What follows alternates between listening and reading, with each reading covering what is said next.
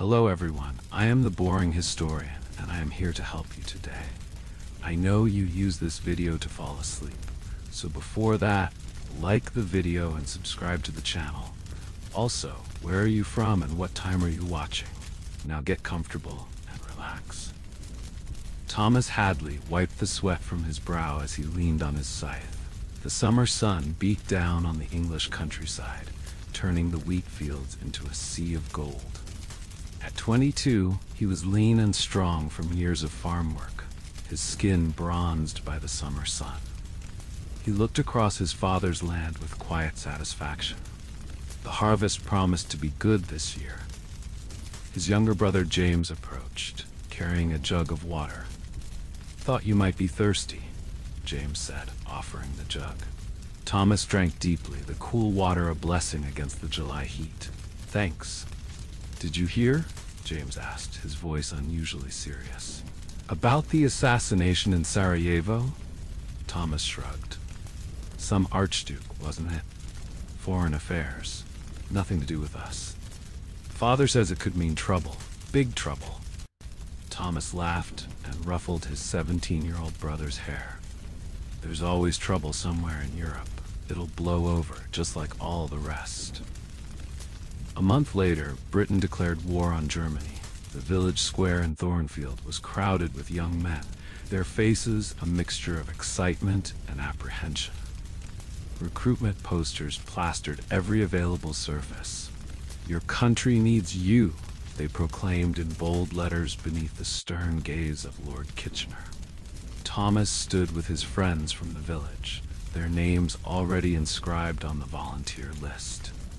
His father had been reluctant to let him go, but didn't stand in his way. Someone had to defend the homeland, after all, and the newspapers promised it would all be over by Christmas. "The three of us will stick together," said William Parker, Thomas's childhood friend. He was shorter than Thomas, but broader, with a boxer's physique and a ready smile. "The Harris brothers and me." Robert Harris, Thomas's cousin, nodded in agreement. A year older than Thomas, he had a thoughtful, serious demeanor that complemented Thomas's more impulsive nature. "I heard we might all be put in the same platoon if we enlist together." "The adventure of a lifetime," William said, grinning. "Just think, we'll see France, maybe even get to Paris." Thomas smiled but said nothing. He wasn't there for adventure. He was there because it was his duty, and because he couldn't bear the thought of his friends going without him, and perhaps, though he wouldn't admit it aloud, because he wanted to be part of something bigger than the farm, bigger than Thornfield. James had tried to enlist too, but at 17, he was too young. Their father had been relieved. One son at war was enough. As they boarded the train that would take them to the training camp, Thomas looked back at the village. It was the only home he had ever known, the fields and woods as familiar to him as his own hands. He wondered when he would see it again. The training camp was a blur of activity. Uniforms were issued, shots administered, and the rudiments of soldiering hammered into them. Thomas took to it better than he'd expected. The discipline wasn't so different from farm work. Up before dawn, hard physical labor all day, early to bed. The rifle felt awkward in his hands at first, but after weeks of drills, it became an extension of his body. Their sergeant, a veteran of the Boer War named Mitchell, was relentless but fair. "You're not soldiers yet," he barked at them during their first week. "But by God, you will be by the time I'm done with you." In the evenings, Thomas wrote letters home, assuring his parents and James that all was well. He didn't mention the blisters on his feet, the ache in his shoulders from carrying a full pack, or the growing anxiety as their departure date for France approached. William remained enthusiastic, regaling them with tales he'd heard from other recruits about the glories of war. Robert was quieter, studying the training manuals with intense concentration, as if proper knowledge could keep them safe. In early November, they received their marching orders. They were to join the British Expeditionary Force in France as reinforcements. The original force had suffered heavy casualties in the opening months of the war, and fresh troops were desperately needed. The night before they shipped out, Thomas couldn't sleep. He lay in his bunk, listening to the sounds of the barracks, men snoring, someone coughing, another muttering in his sleep. William's bunk was across from his, and Thomas could see his friend's outline in the darkness. "Are you awake?" Thomas whispered. "Yeah," William replied. "Can't sleep." "Me neither. Thinking about tomorrow." "It'll be fine," William said, his voice carrying the same confidence it always had. "We'll be in Paris for Christmas, just like they said." Thomas wasn't so sure anymore. The letters from the front that occasionally made their way to the training camp spoke of fierce resistance from the Germans, of casualties beyond what anyone had anticipated, but he kept these thoughts to himself. "Right," he said, "Paris for Christmas." The next morning, they boarded a ship at Dover. The channel was rough, and many of the men were seasick, but Thomas's strong farmer's stomach held steady. He stood at the rail, watching the white cliffs recede into the distance, England fading like a dream. France was not what they expected. The port of Calais was choked with military traffic, ships unloading supplies, wounded being evacuated, fresh troops arriving. The air smelled of salt, coal smoke, and something else, something Thomas couldn't identify, but which made his stomach clench. They were loaded onto trains that took them closer to the front. Through the windows, Thomas saw the French countryside roll by, not so different from England, but somehow alien. Villages where old men and women watched their train pass with solemn faces. Fields where women and children worked, the men all gone to war. At a rail junction, they disembarked and began to march. The sound of distant artillery grew louder as they approached the front. Thomas felt it in his chest, a dull thudding that seemed to echo his heartbeat. Their unit was assigned to a section of the line near Ypres, where the British were desperately trying to hold back the German advance. As they marched toward their positions, they passed a stream of wounded men coming in the opposite direction. Some walked, supported by comrades or by makeshift crutches. Others were carried on stretchers, their uniforms stained dark with blood. Thomas caught the eye of one soldier, his face pale beneath a layer of mud and stubble. The man's expression was unreadable, but his eyes held a knowledge that Thomas didn't yet possess. "Joining the dance, lads?" the wounded man called out. His companions laughed, a sound without humor. Thomas didn't reply. The pit in his stomach grew deeper. That night, they reached the reserve trenches, a network of ditches behind the front line. The smell hit Thomas first, a combination of mud, human waste, unwashed bodies, and something rotten that he couldn't place. "Christ," William muttered beside him. They didn't mention this in the recruiting office.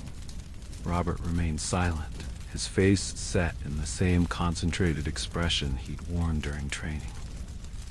An officer appeared, a lieutenant with tired eyes and a thin mustache. "Welcome to your new home, gentlemen," he said. "You'll be moving up to the front line tomorrow. For now, find a space to sleep, and keep your heads down.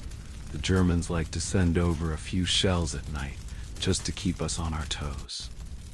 As if on cue, there was a distant whistle, growing louder, then a thunderous explosion somewhere to their left. The ground shook, and dirt rained down from the trench walls. "Like that," the lieutenant said with a grim smile. "You'll get used to it, or you won't." He walked away, leaving them to find places to sleep in the crowded trench. Men were packed in like sardines, sitting or lying against the walls, some trying to sleep, others smoking or talking in low voices. Thomas, William, and Robert found a relatively dry spot where the trench widened slightly.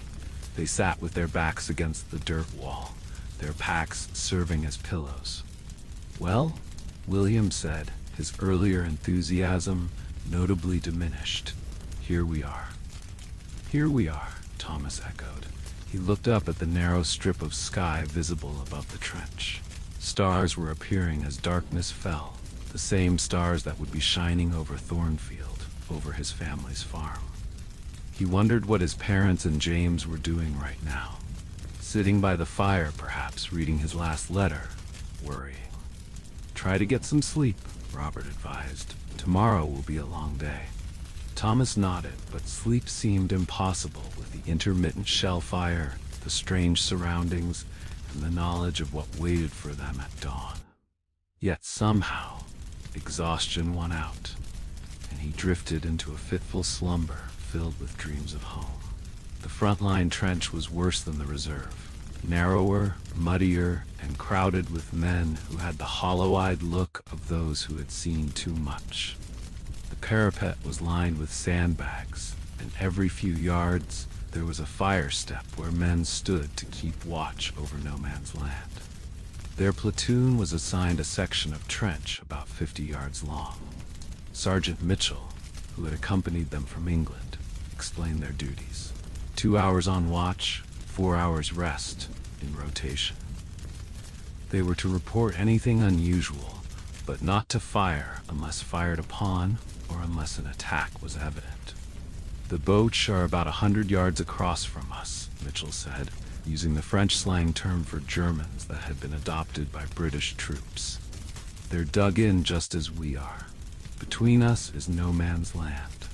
Nobody goes out there unless ordered to do so. Thomas took his turn on watch, peering cautiously over the sandbags. The landscape before him was like nothing he had ever seen. What had once been farmland was now a wasteland of mud, shell holes, and tangled barbed wire. Here and there, he could make out darker shapes, the bodies of men who had fallen in previous attacks and couldn't be recovered. Across this desolation, he could just see the German trenches, a line of sandbags similar to their own. Occasionally, he glimpsed movement, a helmet appearing briefly above the parapet before ducking down again. "Keep your head down," hissed the soldier next to him, a veteran named Cooper with a scar running down his cheek. "Snipers are always watching." Thomas lowered himself slightly, keeping his eyes just above the sandbags. "Have you been here long?" he asked Cooper. "Since September," Cooper replied. "Feels like years." "What's it like? When there's fighting, I mean." Cooper gave him a sidelong glance. "Noisy, confusing, scary as hell, but you won't have to wait long to find out for yourself." As if to punctuate his words, a series of cracks sounded from the German lines. Rifle fire. Bullets whizzed overhead or thudded into the sandbags in front of them. "Get down!" Cooper shouted, dropping below the parapet. Thomas followed suit, heart pounding. More shots came, then the deeper boom of artillery. Shells began to fall, some behind them in the support trenches, others in no man's land, sending geysers of mud and debris into the air. "They're not attacking," Cooper said, "just harassing fire. They do this a few times a day, testing our response." The British artillery responded in kind, and for the next half hour, Thomas huddled against the trench wall as the world seemed to explode around him. Dirt and small stones rained down. The noise was overwhelming, not just the explosions, but the shouts of men, the cries of the wounded. When it finally died down, there was a moment of eerie silence before normal sounds resumed. Men talking, equipment being moved, someone coughing. "All right there, Thomas," William called from down the trench. "I'm fine," Thomas replied, though his voice shook. His ears were ringing, and he felt a little sick. "First bombardment's always the worst," Cooper said, standing up to resume his watch. "You never get used to it, but you learn to live with it."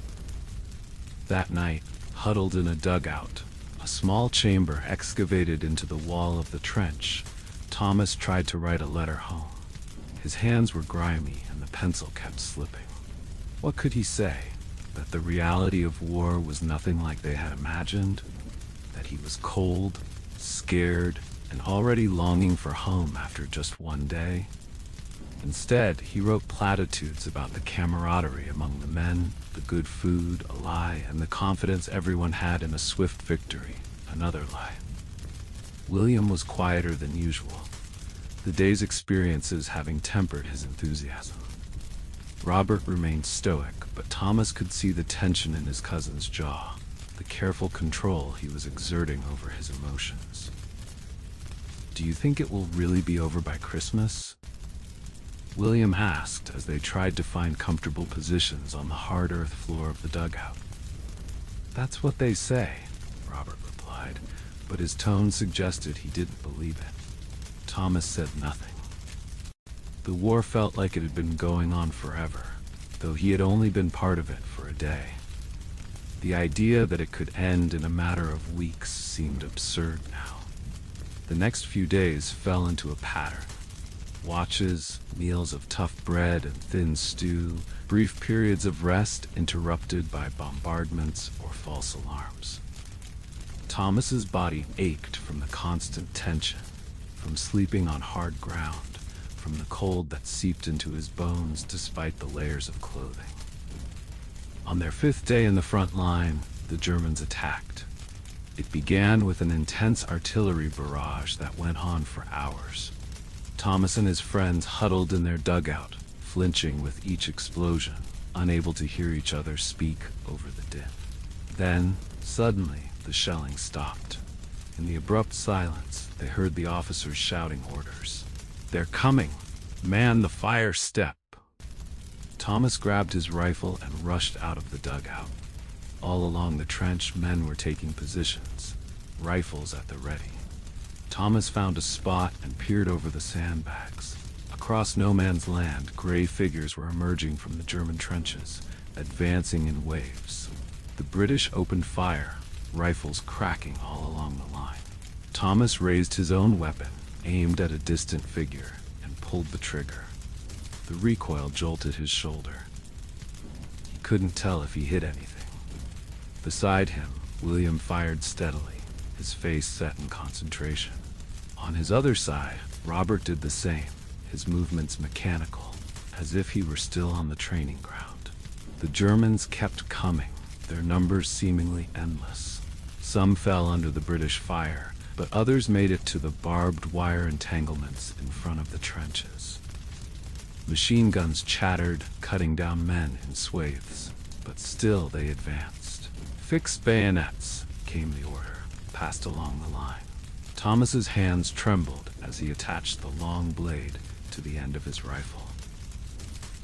The Germans were close enough now that he could see their faces, their expressions a mixture of determination and fear, not so different from what he imagined his own face showed. The first Germans reached the British trench, leaping down into it with guttural shouts. The fighting became hand-to-hand, a desperate, brutal struggle in the confined space. A German soldier appeared in front of Thomas, a young man not much older than himself, with pale blue eyes wide with fear or rage or both. The German lunged with his bayonet. Thomas sidestepped, the blade missing him by inches. He brought his own rifle up, but hesitated for a crucial second. The German didn't. He swung his rifle butt, catching Thomas on the side of the head. Thomas stumbled, stars exploding in his vision. He fell to one knee, sure that the next thing he would feel would be the German's bayonet. But then there was a shot, and the German collapsed beside him, a red stain spreading across his chest. William stood there, his rifle still raised. "Get up," he shouted. "This isn't over." Thomas staggered to his feet, his head pounding. All around them, men fought and died in the mud. The noise was deafening. Gunshots, shouts, screams, the metallic clang of bayonets. Robert appeared beside them, his uniform spattered with blood. "You're hurt," he said to Thomas. "I'm all right," Thomas replied, though his head throbbed where the rifle butt had struck him. "Where's Mitchell?" "Don't know," William said. "Last I saw, he was further down the line." A whistle blew, the signal to counterattack. British soldiers began to climb out of the trench, pushing the Germans back.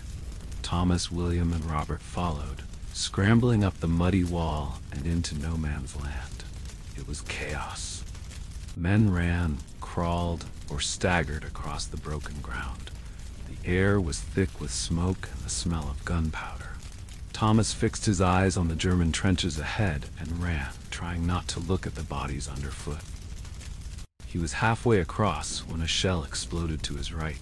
The blast picked him up and threw him several yards. He landed hard, the breath knocked out of him. For a moment, he lay there, unable to move, ears ringing.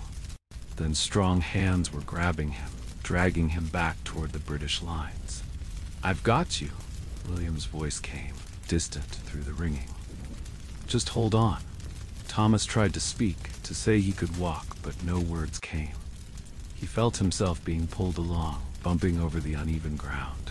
Then they were sliding down into the relative safety of the trench. Robert was there, looking down at him with concern. "Medic," he shouted. "We need a medic here." Thomas wanted to tell them he was fine, just winded, but when he tried to sit up, pain lanced through his side. He looked down and saw blood spreading across his tunic. "Shrapnel," William said, his voice tight. "Just lie still, Thomas. Help's coming." Thomas closed his eyes, suddenly very tired. The sounds of battle seemed to recede, as if coming from a great distance. He thought of home, of the wheat fields golden under the summer sun, of his family sitting around the kitchen table. How far away it all seemed now. A medic appeared, kneeling beside him. Thomas felt his tunic being cut away, heard murmured words he couldn't quite make out. Then came a sharp prick, morphine, and the pain began to fade. "You'll be all right, mate," the medic said. "It's a ticket home." Home. The word echoed in Thomas's mind as consciousness slipped away from him. Home seemed like a dream, a place that existed only in memory. This, the mud, the blood, the thunder of guns, this was reality now. His last thought before darkness claimed him was of the German soldier William had shot, the look of surprise on his young face as he fell. In that moment, Thomas knew that whatever happened, whether he lived or died, he would never be the same person who had left Thornfield just a few short months ago. Thomas woke to whiteness, white ceiling, white walls, white sheets. For a moment, he thought he might be dead, but then the pain in his side reasserted itself. A dull throb that sharpened when he tried to move. "Ah, you're back with us." A nurse stood beside his bed, her face framed by a starched white cap. "Try not to move too much. You've had surgery." Thomas licked his dry lips. "Where am I?" "Base Hospital in Rouen," she replied, helping him take a sip of water. "You've been here 3 days. 3 days.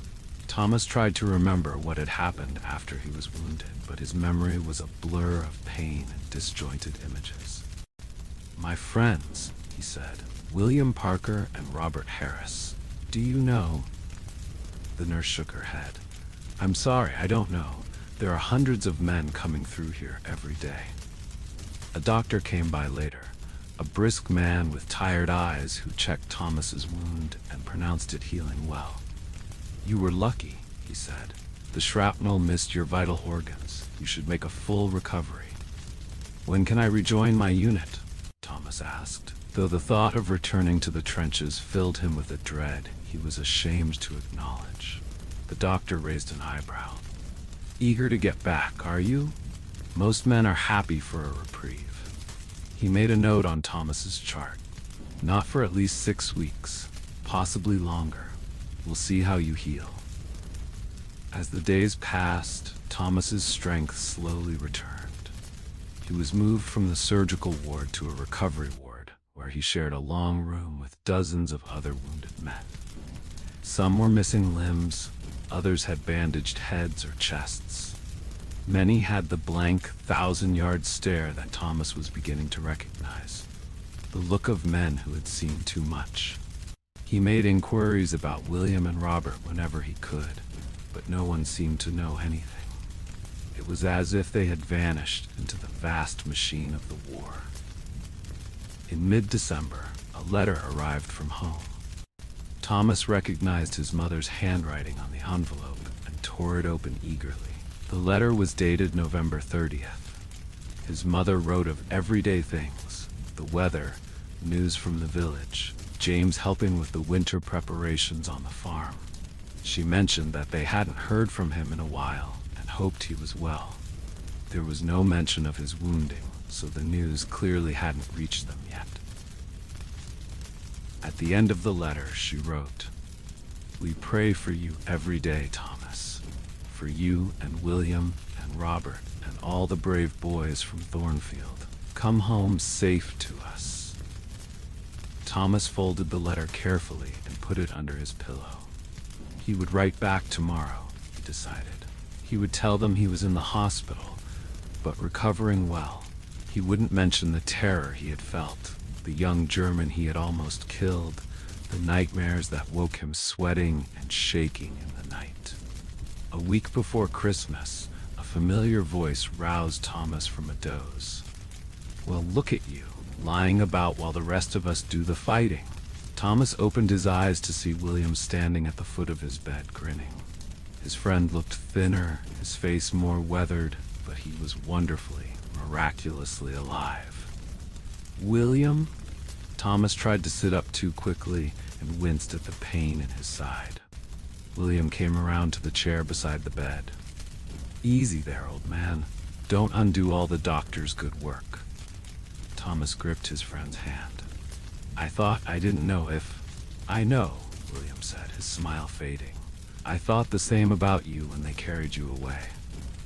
"How did you find me?" "Been looking since they let me have a day's leave. Checked 3 hospitals before this one." William settled into the chair. "How are you doing?" "Better," Thomas said. "They say I'll make a full recovery. What about Robert?" William's face changed, a shadow crossing it. "He's alive," he said after a moment. "But he's not the same, Thomas. None of us are, I suppose, but Robert, he took it hard." "What happened?" William sighed. "After you were hit, we pushed the Germans back to their trenches. It was bad, Thomas. Hand-to-hand fighting in their trench. Robert, he killed 3 men with his bayonet. I saw him. He just kept stabbing the last one, even after the man was dead." Thomas tried to reconcile this image with his quiet, thoughtful cousin. "Where is he now?" "Still with the unit. He doesn't talk much anymore. Just does his duty, follows orders. It's like something inside him has shut down." They sat in silence for a moment, both lost in their thoughts. Then William made an obvious effort to brighten the conversation. "But listen, they're saying we'll be relieved for Christmas. Pulled back to the reserve for a few days at least. Hot food, maybe even a bath. Luxuries." Thomas managed to smile. "Sounds like heaven." "It's not Paris for Christmas like I promised," William admitted, "but it's something." Before William left, Thomas gave him the letters he had written to his family, asking him to post them when he got back to the unit. "And tell Robert," he added, "tell him I'm thinking of him, that I'll be back as soon as I can." William nodded, but his expression suggested he doubted the message would make much difference to Robert in his current state. After William's visit, Thomas felt both better and worse. Better to know that his friends were alive, worse to hear about Robert's transformation. And there was something else, a feeling he was reluctant to examine too closely. Relief that his wound would keep him away from the front for at least a little while longer. Christmas came and went in the hospital. The nurses decorated a small tree, and there were modest gifts for the patients. Cigarettes, chocolates, woolen socks, knitted by women back home. Thomas received a parcel from his family, containing his favorite biscuits, a new sweater, and letters from his parents and James. James's letter was full of questions about the war, about what it was like to be in battle. Thomas read it with a pang. recognizing the same naive enthusiasm he and his friends had felt just a few months ago. What could he tell his brother? That the reality of war was nothing like the glorious adventure they had imagined? That men died screaming in the mud, crying for their mothers? That he had nightmares every night? In the end, he wrote back with sanitized tales of camaraderie and duty, describing the countryside but not the battles, mentioning the cold but not the fear. Let James keep his illusions a little longer. In January, Thomas was deemed fit enough to travel and was sent back to England to complete his recovery. The hospital in Hampshire was cleaner and more comfortable than the one in France, but it had the same smells, antiseptic, unwashed bodies, and the underlying note of suffering that no amount of cleaning could erase.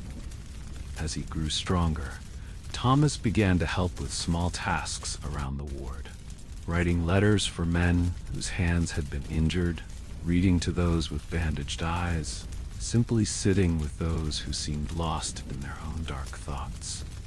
One of these was a captain named Elliot, who had lost both legs to a shell. Elliot rarely spoke and never smiled, spending his days staring at the ceiling or out the window, depending on how the nurses had positioned his bed. Thomas started sitting with him in the afternoons, initially in silence. Gradually he began to talk, telling Elliot about Thornfield, about his family's farm, about the simple rhythms of rural life. He wasn't sure if Elliot was listening, but it filled the silence, and Thomas found it oddly comforting to speak of home. After nearly 2 weeks of this one-sided conversation, Elliot finally spoke. "I was a schoolmaster," he said, his voice rough from disuse. "In Sussex, mathematics." Thomas, surprised, wasn't sure how to respond. Did you like teaching?" A ghost of a smile touched Elliot's lips. "Very much. I had a way of making numbers make sense to children who thought they couldn't understand them." After that, Elliot began to talk more, not about the war or his injuries, but about his life before, his school, his students, the small cottage where he had lived alone, but contentedly. Thomas listened, and in listening, found that his own burdens seemed lighter. In February, Thomas was discharged from the hospital and given 2 weeks' leave before he would be required to report back for duty. He returned to Thornfield, to his family's welcoming arms and his old bedroom that seemed both familiar and strange. His mother cried when she saw him, touching his face as if to reassure herself that he was real. His father, not a demonstrative man, embraced him with unexpected force. James pestered him with questions, which Thomas deflected as gently as he could. The village had changed in his absence. There were fewer young men, and those who remained were either very young, like James, or older men past military age. The women seemed more serious, more purposeful, taking on roles that had traditionally belonged to men. On his 3rd day home, Thomas visited the Parkers to pay his respects to William's family. Mrs. Parker hugged him tightly, her eyes brimming with tears. "He writes about you," she said. "Says you saved each other's lives out there." Thomas didn't correct her. In a way, it was true. They had kept each other going through the worst of it. He also visited Robert's parents, who were more reserved but equally grateful for news of their son. Thomas chose his words carefully, saying that Robert was doing his duty bravely, that he was respected by the other men. He didn't mention what William had told him about Robert's state of mind. The 2 weeks passed too quickly. On his last night home, Thomas sat with his family around the kitchen table, just as he had imagined during those dark days in the trenches. The scene should have been perfect, but Thomas felt a disconnect, as if he were viewing it through a pane of glass. He smiled and talked, but part of him remained distant, unreachable. Later, as he was preparing for bed, James came to his room. "I'm going to enlist as soon as I turn 18, his brother said without preamble. in July. Thomas looked at him, this boy on the cusp of manhood, his face still soft with youth. The war might be over by then, he said, though he no longer believed it. James shook his head. It won't be. Everyone knows that now, and I want to do my part like you. Thomas wanted to tell him the truth, to strip away the glorified version of war that recruiters and newspapers propagated. But looking at James's earnest face, he couldn't bring himself to do it. Let's hope it doesn't come to that, he said instead. But if it does, you'll be a good soldier, James. Just remember who you are. Don't let the war change that. James nodded, not understanding what Thomas really meant. How could he? Thomas himself hadn't understood until he'd been in the trenches. The next morning, Thomas boarded the train that would take him back to the war. His family stood on the platform, waving until the train rounded a bend and they disappeared from view. Thomas leaned back in his seat and closed his eyes, trying to fix the image of them in his mind, something to hold on to in the dark days ahead. He was heading back to France, back to the mud and blood and terror. But he was no longer the naive young man who had left Thornfield last August. He was a soldier now, with a soldier's hard-won knowledge. Whatever came next, he would face it with open eyes. Thomas rejoined his unit in late February 1915. They were in a different section of the line now, near Ypres, but the trenches looked much the same. Muddy ditches carved into the earth, shored up with sandbags and wooden supports, stretching as far as the eye could see. William met him at the transport depot, his face breaking into a genuine smile when he spotted Thomas among the replacements and returning wounded. "Look what the cat dragged in," William said, clapping Thomas on the shoulder. "Good to have you back, mate." Thomas returned the smile, though with less enthusiasm. "Good to be back," he lied. As they walked toward the trenches, William filled him in on what had happened during his absence. The Christmas truce, a spontaneous ceasefire where British and German troops had met in no man's land, exchanged gifts, even played football, had been a brief respite from the fighting. But by New Year, the war had resumed with full force. "We've had 3 major attacks since you left," William said. "Lost a lot of men. Got some new ones, too. Green as grass, most of them." "Like we were," Thomas remarked. William gave him a sidelong glance. "We were never that green." But they had been, Thomas thought. Just a few months ago, they had been farm boys and shop clerks, playing at being soldiers.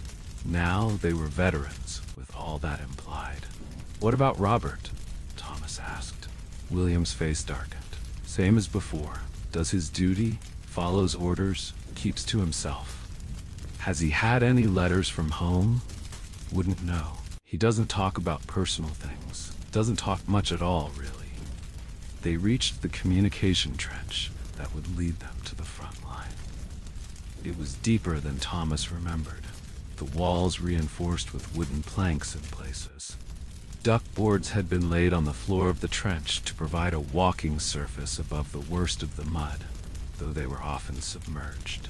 The familiar smells assaulted Thomas's nostrils: mud, human waste, unwashed bodies, the lingering acrid scent of cordite.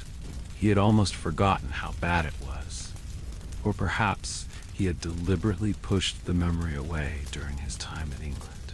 Their platoon was now led by a young lieutenant named Westfield, Sergeant Mitchell having been killed in December. Westfield was a nervous man with a perpetual tic in his left eye, but William said he was fair and didn't take unnecessary risks with his men's lives. Thomas found Robert in the dugout they would share, sitting on his bunk cleaning his rifle. His cousin looked up briefly when Thomas entered, nodded once in acknowledgement, then returned to his task. "Hello, Robert," Thomas said, setting down his pack. "Good to see you." Robert grunted something that might have been a greeting, but didn't look up again. Thomas glanced at William, who shrugged as if to say, I told you so. That night, as Thomas lay on his hard bunk trying to readjust to the constant background noise of the trenches, men coughing, rats scurrying, the occasional crack of a rifle or distant boom of artillery, he reflected on how quickly the familiar becomes normal. Already, the comfort of his bed at home was fading into the realm of dreams, while the discomfort of the dugout was asserting itself as reality. The winter of 1915 was bitter. Rain fell almost daily, turning the trenches into quagmires. The duckboards floated in places, and men had to be careful not to step off them lest they sink knee-deep or worse into the mud. Trench foot became a common affliction, a painful condition caused by prolonged exposure to damp, cold conditions that could lead to gangrene if untreated. Thomas was meticulous about foot care, changing his socks whenever possible and rubbing whale oil into his feet as instructed. But many men weren't so careful, or could be due to constant duties and lack of supplies. One soldier in their platoon, a young replacement named Davis, lost 2 toes to trench foot before the medical officer caught him. He was sent back to the casualty clearing station, his war likely over. Some men envied him. "Lucky bastard," muttered Cooper, who was still with them despite numerous close calls. "Home by spring, he'll be." The days fell into a monotonous pattern. Stand watch, eat, sleep, repeat. Occasionally, there would be a bombardment or a raid, small parties of men going out into no man's land at night to gather intelligence, take prisoners, or simply harass the enemy. Thomas was selected for one such raid in early March. Lieutenant Westfield briefed them in the reserve trench, pointing out their objective on a rough map, a section of German trench that intelligence believed was lightly defended. "Get in, get what information you can, get out," Westfield said. "No heroics. If you can take a prisoner, good. If not, don't risk yourselves unnecessarily." The raiding party consisted of Thomas, William, Robert, Cooper, and 4 other men. They blackened their faces with burnt cork to reduce visibility in the moonlight, and armed themselves with pistols, knives, and Mills bombs, a type of hand grenade newly issued to the troops. That night, under cover of darkness, they crawled out into no man's land. The ground was a nightmarish landscape of shell holes, mud, and tangled barbed wire. The stench of decay was overwhelming, the remains of men who had fallen in previous attacks and could not be recovered. Thomas kept his eyes fixed on Cooper's boots ahead of him, trying not to think about what his hands and knees were pressing into as he crawled. His heart hammered so loudly in his chest that he was sure the Germans must hear it. They reached the German wire and began to cut through it, working as silently as possible, with wire cutters wrapped in cloth to muffle the sound. A flare went up from the German lines, bathing the landscape in harsh white light. The men froze, pressing themselves into the mud until the light faded. Once through the wire, they approached the German trench. Cooper and another man slipped over the edge first, then signaled for the others to follow. Thomas found himself in a trench very similar to their own, slightly better constructed perhaps, with more wooden reinforcements, but fundamentally the same. Cooper motioned for them to spread out. Thomas and William went left, while Robert and 2 others went right. The remaining men stayed with Cooper near their entry point to secure their escape route. Thomas moved silently along the trench, pistol at the ready. His senses were hyper-alert, every sound magnified, the soft squelch of mud underfoot, the distant murmur of voices, the racing of his own pulse in his ears. They came to a dugout. Light seeped around the edges of the blanket that served as a door. William held up a hand, signaling Thomas to stop. They could hear voices inside who collapsed against the trench wall, his strength suddenly deserting him. Medical orderlies took charge of Robert, examining his leg by the light of a shielded lantern. Shrapnel, one of them muttered. Not too deep, but it'll need proper attention. Thomas watched as they applied a field dressing to Robert's wound. His cousin's face was impassive, showing no sign of pain. It was as if he had retreated so far into himself that physical suffering couldn't reach him. The others?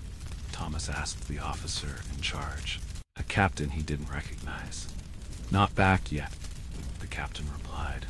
We've got men watching for them. Thomas waited by the parapet, peering out into the darkness of no man's land. Minutes stretched into an hour. Flares went up from the German lines, searchlights swept the broken ground, and sporadic rifle fire cracked the night. But there was no sign of William, Cooper, or the other raiders. As dawn approached, the captain ordered Thomas to the aid station to have his own cuts and scrapes attended to. You've done your part, he said. Get some rest. We'll keep watch for the others. Reluctantly, Thomas complied. At the aid station, he found Robert sitting on a crate, his leg properly bandaged now. A medical officer was writing on a tag that would accompany Robert to the casualty clearing station.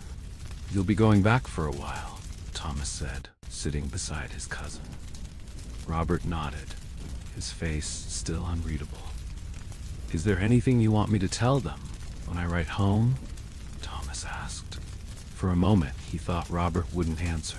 Then, in a voice so low Thomas had to lean in to hear it, Robert said, Tell them I'm sorry. Sorry? For what? But Robert just shook his head and turned away, the brief connection broken. Thomas was sent back to the trenches with a clean bill of health, just scrapes and bruises that didn't warrant evacuation. He found Cooper there, his arm in a rough sling. Caught a bit of shrapnel, Cooper explained. Nothing serious. William? Thomas asked, dreading the answer. Cooper's face fell. Don't know. We got separated in the confusion. Harris and I made it back, along with Jenkins. The other two were killed. William, he might have been taken prisoner. Or, he didn't finish the sentence. He didn't need to. Thomas spent the next several days in a state of suspended grief. Without confirmation, he clung to the hope that William was a prisoner, that he would receive word through the Red Cross. But as the days passed with no news, that hope began to fade. He wrote to his parents and to the Parkers, telling them what had happened. It was one of the hardest letters he had ever written. How did you tell a mother that her son was missing, possibly dead? That a friend you had promised to protect was gone? In early April, they received word that the German officer Thomas had captured had provided valuable intelligence about enemy positions and planned attacks.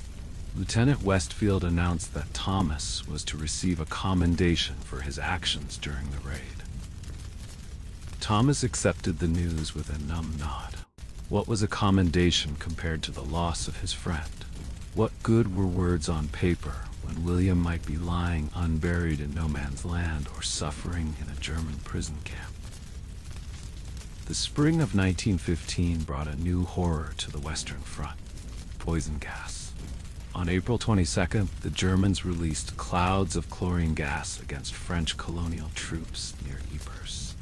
The gas, heavier than air, rolled across no man's land like a demonic fog, filling the trenches and choking the men within them. The French line broke, creating a gap that the Germans were quick to exploit. British troops were rushed in to help plug the breach. Thomas's unit was among them, hastily issued with rudimentary gas masks, cotton pads that could be soaked in urine or water and tied over the nose and mouth. They were told that the ammonia in urine would neutralize the chlorine gas. Though whether this was true or just a desperate measure, no one knew. The battle that followed was chaos. The gas had created panic among the Allied troops, and the Germans were advancing behind it, taking advantage of the confusion. Thomas found himself in a reserve trench that suddenly became the front line as the units ahead of them retreated or were annihilated. Hold the line, Lieutenant Westfield shouted, his voice muffled by his mask. "Whatever happens, hold the line." Thomas crouched on the fire step, rifle ready, watching the greenish-yellow cloud that was slowly dissipating in the breeze. Through it, he could see the shapes of advancing German infantry. He fired methodically, taking aim, squeezing the trigger, working the bolt to chamber another round. Beside him, Cooper did the same. The Germans fell by the dozens, but more kept coming. A shell exploded near their position, showering them with dirt and debris. Thomas ducked, then rose again to continue firing. His mask was making it hard to breathe, the damp cloth clinging to his face, but he dared not remove it. The Germans reached their wire. Some were cut down by machine gun fire, but others began cutting through. Thomas fixed his bayonet, preparing for close combat. Then, out of nowhere, a counterattack was launched. Canadian troops rushed to the scene, charged forward with fixed bayonets, driving the Germans back. The momentum of the attack shifted, the Germans falling back to their original positions.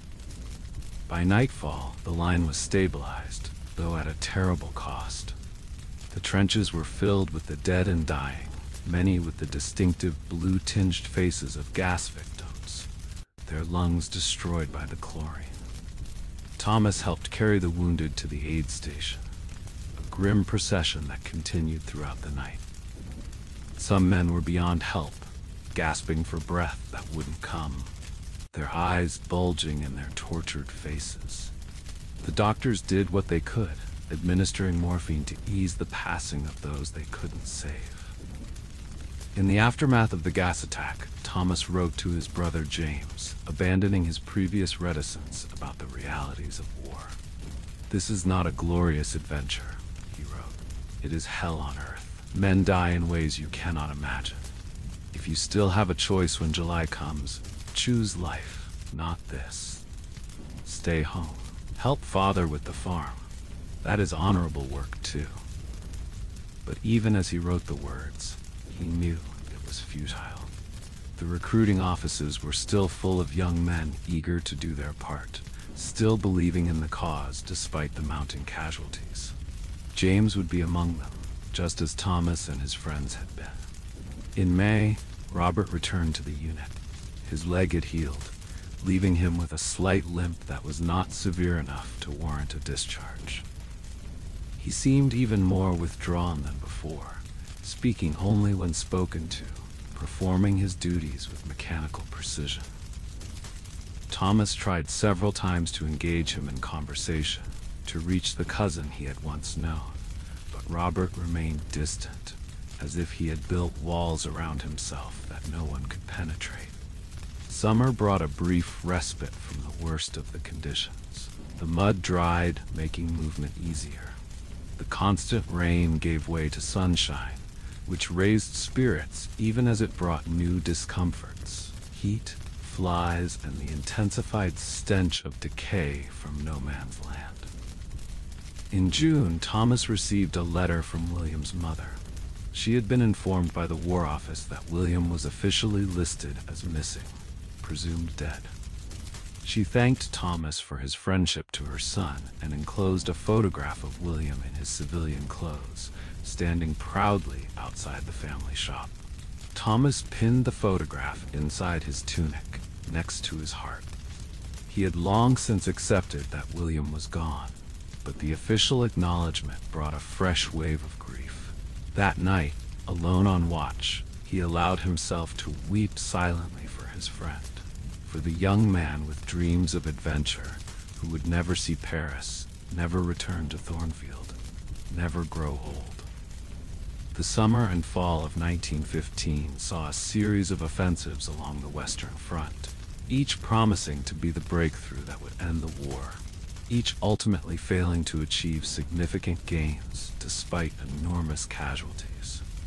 Thomas's unit participated in several of these actions, attacking German positions only to be driven back, defending their own trenches against German counterattacks. Through it all, Thomas did his duty. He fired his rifle, threw grenades, fixed his bayonet when ordered to. He helped the wounded, wrote letters for those who couldn't write, shared his rations with new recruits who hadn't yet learned to make their food last. He became one of the old sweats, the veterans who had somehow survived when so many others hadn't. But inside, he was changing. The idealistic young man who had left Thornfield was fading, replaced by someone harder, more cynical, yet paradoxically more compassionate. He no longer believed in glory or in a cause worth dying for. He believed only in survival and in the brotherhood of those who shared his plight. In October, they received word that James had enlisted and was in training. Thomas had known it would happen, but the confirmation still hit him hard. His brother, still in his mind, the boy who had brought him water in the wheat field on that hot July day in 1914, would soon be facing the same horrors he had experienced. He wrote to James, abandoning his earlier attempts to shield his brother from the truth. Instead, he gave practical advice: how to keep warm in winter, how to detect a gas attack, how to treat trench foot, which officers to trust and which to be wary of. If he couldn't prevent James from coming to France, he could at least try to prepare him. As 1915 drew to a close, rumors spread through the trenches of a big push planned for the coming year. The generals were confident, it was said, that this time they would break through the German lines, end the stalemate, and bring the war to a swift conclusion. Thomas listened to these rumors with skepticism. He had heard such promises before, had seen the results of previous big pushes: fields of dead, miles of mud, and the front line barely changed. On New Year's Eve, in a dugout illuminated by a single candle, Thomas wrote in the diary he had begun keeping. Another year of war ahead. They say it will end in 1916, but they said the same about 1915 and about 1914 before that. I no longer believe in ends, only in the unending present of the trenches. Time has stopped here, even as men's lives continue to be cut short. William is gone, Robert is here but gone in another way, and I am changing, becoming someone my parents might not recognize if I ever return home. The boy who left Thornfield is dead. The man who remains must find a way to live with what he has seen, what he has done. Tomorrow we will load our rifles, stand to, and face another day of this war that was supposed to end all wars. And I will do what I must to survive it, to ensure that others survive it. Not for king or country, but for the man beside me in the trench, and for the hope, however faint, of seeing home again. July month 1916 dawned clear and warm, a beautiful summer day that would soon become one of the bloodiest in British military history.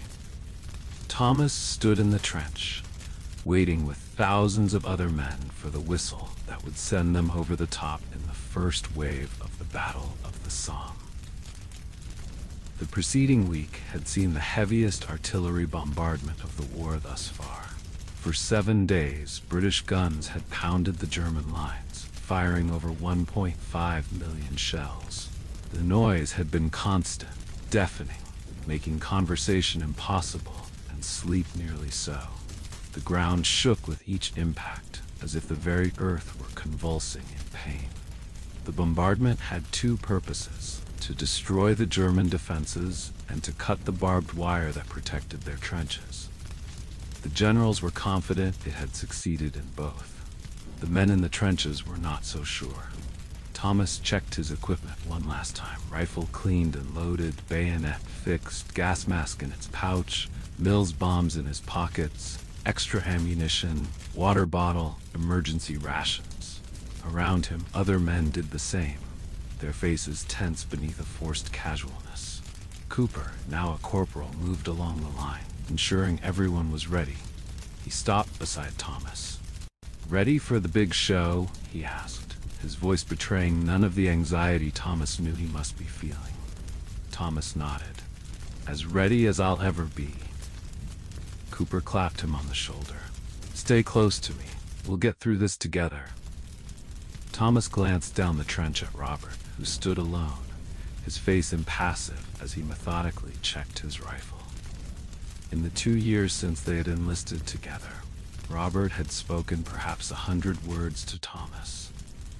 He performed his duties without complaint, fought bravely when required, but remained isolated, wrapped in a solitude that no one could penetrate. Lieutenant Westfield appeared, his face pale beneath his officer's cap. He had aged visibly in the past year, the nervous tick in his eye more pronounced, his once youthful face lined with worry. "Men," he said, raising his voice to be heard over the continuing artillery barrage, "in a few minutes, we will be part of the largest offensive this war has seen. The Germans have been pounded for a week. Their defenses are in ruins. Their wire is cut. When we go over, we'll find them cowering in what's left of their dugouts, ready to surrender."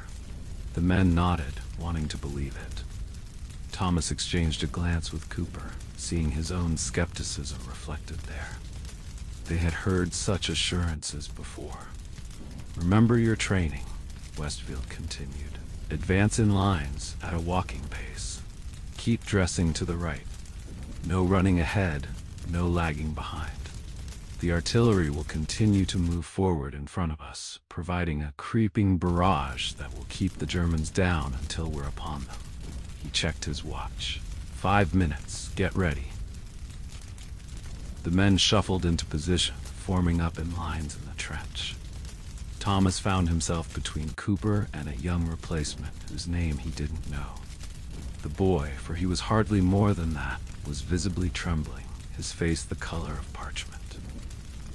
"First time over the top?" Thomas asked him. The boy nodded, unable to speak. "Stay with me," Thomas said. "Do what I do. We'll be all right." The boy managed a weak smile of gratitude. All along the trench, officers were checking their watches. The artillery had reached a crescendo, shells whistling overhead in a continuous stream, the impacts blending into one long, thunderous roar. Then, at precisely 7:30 a.m., the whistles blew. "Over the top, lads!" Westfield shouted. "For king and country!" Thomas took a deep breath, then climbed the ladder that had been placed against the trench wall. As he crested the parapet, the full panorama of the battlefield opened before him. A wasteland of shell holes and tangled wire stretching to the distant German lines. The British advanced in waves, thousands of men walking forward in orderly lines as they had been trained to do. Thomas moved with them, rifle at the ready, scanning the German trenches for any sign of resistance. For a moment, there was nothing. Just the thunder of the artillery, the crunch of boots on broken ground, the labored breathing of men weighted down by equipment and fear. Then, the German machine guns opened up. They had survived the week-long bombardment, protected in deep dugouts carved into the chalk beneath their trenches. Now they emerged, set up their guns, and began to mow down the advancing British troops. Men fell in rows, like wheat before a scythe. The neat lines of the advance disintegrated into chaos. Soldiers sought cover in shell holes or behind the bodies of their fallen comrades. Others continued to advance, only to be cut down in their turn. Thomas threw himself into a crater as bullets stitched the ground around him. The young replacement who had been beside him was gone, whether dead or separated in the confusion. Thomas couldn't tell.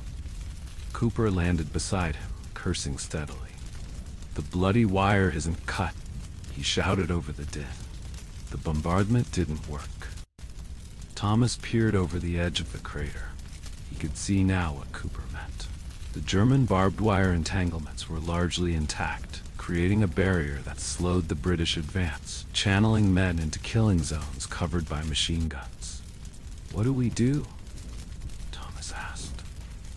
"Wait for orders," Cooper replied. "Or for the second wave to catch up. We can't go forward alone." They lay in the crater for what seemed like hours, listening to the screams of the wounded, The chatter of machine guns, the continuing barrage of the artillery that was now falling behind the German lines, useless to the men trapped in no man's land. Occasionally, an officer or NCO would pass by, urging them to continue the advance. Some men obeyed, leaving the relative safety of their craters to be cut down almost immediately. Others refused, recognizing the futility of it. By midday, it was clear that the attack had failed. The few British troops who had reached the German wire were stuck there, unable to advance further, unable to retreat without exposing themselves to fire. Thomas and Cooper remained in their crater, joined by a wounded sergeant from another unit who crawled in around noon, blood seeping from a bullet wound in his thigh. "It's a bloody disaster," the sergeant told them as Thomas bandaged his leg. "We've lost thousands, whole battalions wiped out. The PALS battalions got the worst of it." The PALS battalions were units formed from men who had enlisted together from the same communities, friends, neighbors, colleagues. The idea had been that they would fight better alongside those they knew. The reality was that entire communities would soon be mourning their losses together. As dusk fell, the firing slackened. Under cover of darkness, stretcher bearers moved out into no man's land, searching for wounded. Thomas and Cooper helped the injured sergeant back toward the British lines, a slow, painful journey through a landscape now carpeted with bodies. The scene in the trenches was one of chaos and despair. The aid stations were overwhelmed with wounded. Men sat or lay wherever they could find space, many still in shock from what they had witnessed. Thomas found Lieutenant Westfield in the command dugout, his face gray with exhaustion and defeat. "Report," Westfield said dully when he saw Thomas. "Cooper and I made it back, sir," Thomas said. "We helped a wounded sergeant from the West Yorks. I haven't seen Robert or any of the others from our section." Westfield nodded, making a note in a ledger already filled with similar reports. "The attack continues tomorrow," he said. "Get some rest if you can." Thomas stared at him in disbelief. "Tomorrow? After today's losses?" "Those are the orders," Westfield said, not meeting Thomas's eyes. "From the top, the attack continues until we break through." Thomas found a corner of a dugout to rest in, though sleep was impossible. The moans of the wounded filled the night, punctuated by the occasional crack of a rifle as a sniper claimed another victim or a mercy shot was administered to a man beyond saving. Around midnight, Robert appeared, materializing out of the darkness like a ghost. He was covered in mud and blood, none of it apparently his own. "You made it," Thomas said, relief evident in his voice despite the circumstances. Robert nodded once, then sat against the dugout wall, cradling his rifle like a child. He said nothing, but for once his silence didn't seem like a rejection of communication. It seemed, rather, that there were simply no words adequate to the day's events. The next day, July 2nd, the attack resumed, though with fewer men and more limited objectives. Thomas and Cooper were held in reserve, watching as others went over the top, many not to return. On July 3rd, it was their turn again. This time, they were part of an attack on a specific German strongpoint that had been causing heavy casualties. The approach was different. They would advance in small groups, using shell holes for cover rather than in the exposed lines of the first day. As they prepared to go over, Cooper turned to Thomas. "If I don't make it," he said, "there's a letter in my kit for my sister. Make sure she gets it." Thomas nodded. "Same for me.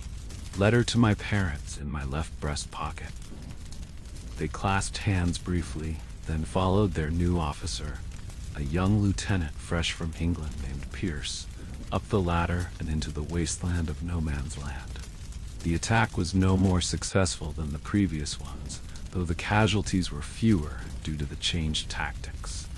They made it to within 50 yards of the German wire, before being pinned down by machine gun fire. Lieutenant Pierce was killed almost immediately, shot through the head as he raised his binoculars to survey the enemy position. Thomas, Cooper, and 5 other men found themselves trapped in a large shell crater, unable to advance or retreat. One of the men, hit in the stomach, died slowly over the course of the afternoon. His pleas for water or for someone to end his suffering eventually fading into silence. As night fell, they decided to attempt a retreat back to their own lines. They would go one at a time, at 5-minute intervals to avoid drawing attention. Cooper went first, disappearing into the darkness with a brief nod to Thomas. 5 minutes later, the next man followed, then the next. When it was Thomas's turn, he took a deep breath, checked that his rifle was secure, then scrambled out of the crater and began crawling toward the British lines. He moved as silently as possible, freezing whenever a flare illuminated the battlefield. He was halfway back when a machine gun opened up, the bullets kicking up dirt just feet away from him. Thomas pressed himself into the ground, heart pounding, sure that the next burst would find him. Instead, there was a series of dull thuds, then silence. Thomas raised his head cautiously. In the dim light, he could make out figures moving toward the machine gun nest, a British raiding party that had fortuitously chosen that moment to attack. Taking advantage of the distraction, Thomas continued his crawl back to the British trench. He slid over the parapet and landed with a soft thud on the duckboards below. "Who's that?" came a whispered challenge. "Private Hadley, returning from the attack," Thomas replied. A figure approached. Cooper, his face breaking into a relieved grin. "Thought you'd bought it," he said, helping Thomas to his feet. "Nearly did," Thomas admitted. "Raiding party saved me." They made their way to the company command post to report. The officer in charge, a captain Thomas didn't recognize, noted their names on a list of men who had returned. The list was depressingly short. The Battle of the Somme continued throughout July and into August, a series of attacks and counterattacks that gained little ground at enormous cost. Thomas's unit was pulled back from the front line after a week, reduced to half its original strength. They spent 2 weeks in the rear, receiving replacements and training them as best they could before returning to a quieter section of the line. In late August, Thomas received a letter from home that turned his world upside down. James had been killed on July 15th at the Somme, leading his men in an attack on a German machine gun nest. He had been posthumously awarded the Military Cross for his bravery. Thomas read the letter, written by his father in a shaky hand, over and over, unable to fully comprehend it. James, his little brother, who had brought him water in the wheat field, who had pestered him with questions about the war, who had been so eager to do his part, was gone. He didn't weep. He felt nothing but a vast, cold emptiness, as if something essential had been carved out of him, leaving a void where his heart should be. Cooper found him sitting alone behind their dugout, staring at nothing, the letter crumpled in his fist. "Bad news?" Cooper asked, sitting beside him. Thomas handed him the letter wordlessly. Cooper read it, his face softening in sympathy. "I'm sorry, Thomas," he said, returning the letter. "Truly sorry." Thomas nodded, still unable to speak. How could he explain what James had meant to him? How could he articulate the guilt he felt for not trying harder to dissuade his brother from enlisting, for not somehow preventing this? "He died bravely," Cooper offered, clearly trying to provide some comfort. "The Military Cross, that's not given lightly." "What does it matter?" Thomas said, finding his voice at last. "Brave or not, he's dead. 17 years old, Cooper. 17. And for what? A few yards of mud that will be lost again in the next German counterattack." Cooper had no answer to that. He simply sat with Thomas in silence as the sun set over the ruined landscape of the Somme. The battle ground on into the autumn, finally petering out in November as the weather worsened. The British had advanced a maximum of 7 miles on a front of 16 miles, at a cost of over 400,000 casualties. The Germans had suffered almost as heavily, but retained most of their territory and all of their resolve. For Thomas, the remainder of 1916 passed in a blur of grief and numbness. He performed his duties mechanically, wrote letters home that carefully avoided any mention of his true feelings, and gradually built a wall around himself, not unlike the one Robert had constructed. Christmas came and went with little celebration. In the officers' dugout, there was a small tree decorated with scraps of tinfoil and empty shell casings. The men received parcels from home: scarves, socks, chocolate, cigarettes. Thomas's parcel contained a framed photograph of James in his uniform, looking impossibly young and proud. He put it away without showing it to anyone, unable to bear the sight of it. New Year's Eve found Thomas on watch, staring out over no man's land as snowflakes drifted down, briefly whitening the mud before melting into it. Cooper joined him, passing over a mug of tea laced with rum. "To 1917, Cooper said, raising his own mug. "May it be better than 1916. Thomas touched his mug to Cooper's, but didn't drink. He had long since stopped believing in a better future. There was only the eternal present of the trenches, the next watch, the next meal, the next bombardment. "They say we're planning another big push in the spring," Cooper continued. "Arras, this time, not the Somme." "Of course they are," Thomas said, his voice bitter, "because it worked so well last time." Cooper gave him a long look. "You need to be careful, Thomas. This kind of talk, it doesn't help you or anyone else." "And what would help, Corporal?" Thomas asked, emphasizing Cooper's rank with subtle insubordination. "More patriotic speeches, more lies about how the next attack will be the one that ends the war." "What would help," Cooper said evenly, "is remembering that we're all in this together. Officers, men, even the bloody Boche on the other side. None of us wanted this to go on so long.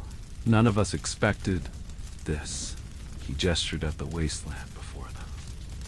Thomas felt his anger ebbing, replaced by the familiar numbness. "I know," he said finally. "I'm sorry." Cooper nodded, accepting the apology. "Get some rest when your watch is over. Tomorrow's just another day." Just another day, Thomas thought, as Cooper walked away. That was all he could hope for now, to survive one day at a time until the war ended, or he didn't. As the bells would have been ringing in the new year back home in England, Thomas stared into the darkness, wondering if 1917 would indeed be better, or merely more of the same mud, blood, and futility that had characterized the past 2.5 years. He couldn't know then that 1917 would bring both new horrors and unexpected moments of grace. That it would test him further, but also offer a glimpse of what life could be beyond the war. That it would, in its own way, begin to rebuild what 1916 had broken within him. In April 1917, James arrived at the front. Thomas, who had been watching the daily arrival of replacements for weeks, almost missed him. His brother had changed so much in the months since Thomas had last seen him. The boyish roundness was gone from his face, replaced by the leaner, harder features of a man. He moved with the practiced efficiency of a trained soldier, not the gangling enthusiasm of the boy Thomas remembered. When they embraced, Thomas felt the new strength in his brother's frame, the solid muscle that had replaced youthful softness. But it was the look in James's eyes that troubled him most, a guarded wariness that hadn't been there before. "You've grown," Thomas said, for lack of anything better. James smiled, but it didn't reach his eyes. "Had to happen sometime." They had only a brief time together before James had to report to his assigned unit, which was, thankfully, in the same sector as Thomas's. They arranged to meet whenever their duties permitted. Later that week, during such a meeting in a support trench cafe, a makeshift establishment that served weak tea and stale biscuits, Thomas studied his brother more carefully. The changes went beyond the physical. There was a new reserve about James, a caution in what he said and how he said it. "How was training?" Thomas asked, sipping the tepid tea. James shrugged. "Thorough. They don't waste time anymore. Not like in your day, according to the instructors." "And the journey over? Not too rough?" "The channel was calm enough. Some fellows were sick anyway." James looked down at his mug. "We lost one on the way. Pneumonia. He'd been ill in training but didn't report it. Afraid they'd hold him back." Thomas nodded, understanding. Many men concealed illness or injury for fear of being separated from their units, of being thought cowards. "Your unit seems good," he offered. "I know some of the officers. Lieutenant Mercer is fair." "They're all right," James agreed. "Most of us came through training together. There's a few veterans mixed in to show us the ropes." He hesitated, then asked, "Is it always like this? The waiting, I mean. It's so quiet." "Not always," Thomas said. "Sometimes it's very loud indeed. Enjoy the quiet while it lasts." They fell silent, each lost in his thoughts. Thomas wanted to protect his brother, to keep him from the worst of what was to come, but he knew it was impossible. The war would take what it wanted from James, as it had from so many others. "I saw Robert when I was in England," James said suddenly. "He's at a convalescent home in Surrey. His leg is better, but—" He trailed off. "But what?" James looked uncomfortable. "He's not right, Thomas. In his mind, I mean. He has fits sometimes," the nurse said, "and he doesn't recognize people, not even his parents when they visit." Thomas closed his eyes briefly. Shell shock, they called it.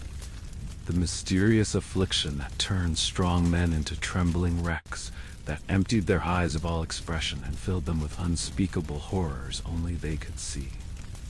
"I'm sorry to hear that," he said inadequately. "Will it happen to us?" James asked, his voice suddenly younger, betraying the boy still present beneath the soldier's exterior. Thomas wanted to lie, to reassure his brother that they would be fine, but he couldn't bring himself to do it. "I don't know," he admitted. "It happens to some and not to others. There's no way to predict it." James nodded, accepting this with the same stoicism he had shown since his arrival. "I should go," he said, finishing his tea. "I'm on watch at 6. As they parted, Thomas felt a profound sense of failure. He had not been able to protect James from the war, and now he could not even offer him comfort or hope. All he could do was be there, a familiar face in the nightmare landscape they both inhabited. In late May, rumors began to circulate about another big push, a battle to break the stalemate once and for all. The signs were similar to those Thomas had seen before the Somme. New guns arriving, fresh troops, increased aerial activity. On June 7th, at 3:10 a.m., the ground shook with the force of a massive explosion. 19 mines, planted in tunnels dug beneath the German lines at Messines Ridge, were detonated simultaneously, creating one of the largest non-nuclear explosions in history. The sound was reportedly heard as far away as London. The attack that followed was more successful than previous offensives. The British forces captured the ridge with relatively light casualties compared to the Somme debacle. It was, Thomas thought, perhaps the first glimmer of hope that the war might eventually end with something other than mutual exhaustion. James's unit was not directly involved in the main assault, but was moved up afterward to help consolidate the gains. The brothers met briefly during this period, James visibly exhilarated by the success, by his first real taste of movement in a war that had been characterized by stagnation. We're pushing them back, he said with enthusiasm. Everyone says this could be the turning point. Thomas, who had heard such claims before, was more reserved. It's a good start, he allowed. But there's a long way to go yet. July brought a new horror to the Western Front: mustard gas. Unlike the chlorine and phosgene gases used earlier in the war, mustard gas didn't need to be inhaled to cause damage. It burned the skin and eyes on contact, caused internal and external bleeding, and could linger in the soil for weeks. Thomas's unit was hit during a bombardment in late July. The shells made a distinctive sound as they landed, a plop rather than an explosion, releasing their insidious cargo. The cry went up immediately. Gas! Gas! Men scrambled for their masks, but not all were quick enough. Thomas got his on in time, but watched in horror as one of the newer men, a replacement who had arrived just the week before, fumbled with his, dropping it in the mud. By the time Thomas reached him, helped him secure the mask, the damage was done. The man's eyes were already swelling shut, his skin blistering where the gas had touched it. The gas victims were evacuated to field hospitals, but many would die or be permanently disabled, blind, their lungs scarred, their bodies covered in chemical burns that would never fully heal. After the gas attack, Thomas found himself consumed with worry about James. His brother's unit was in a sector where gas was being used extensively. Despite their occasional meetings, Thomas had no way of knowing from day to day whether James was safe. In August, his fears were realized when word came that James had been wounded, not by gas, thankfully, but by shrapnel during an artillery bombardment. Thomas obtained permission to visit him at a casualty clearing station a few miles behind the lines. He found James on a cot in a large tent that housed dozens of wounded men. His brother's right arm was heavily bandaged, and his face was pale, but he was conscious and, according to the nurse, not in danger. "It's not bad," James assured him, though his voice was weak. "Clean break of the upper arm. Should heal well, they say." Thomas sat beside the cot, relief washing over him. "You'll be sent back to England then?" James nodded. "As soon as I'm stable enough for transport. A week, maybe less."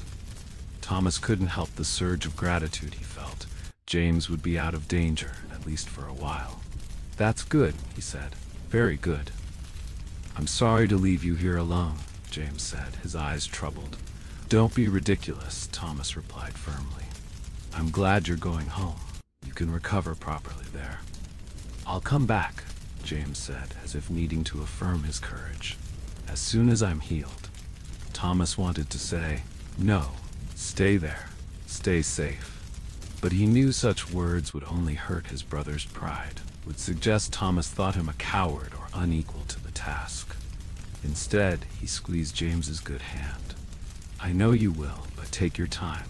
The war will still be here. God help us all." After James was evacuated to England, Thomas threw himself into his duties with renewed intensity. He volunteered for dangerous missions, took on extra watches, pushed himself to the limits of endurance. It was partly to keep busy, to avoid thinking about the constant danger James would face upon his return, and partly because he had begun to believe that his own survival was somehow linked to his vigilance, that any relaxation, any moment of inattention could be fatal. The year wore on. Autumn brought rain and mud again, the trenches becoming nearly uninhabitable in places. Men stood watch in water up to their knees, their feet turning white and numb, their bodies racked with coughs and fevers.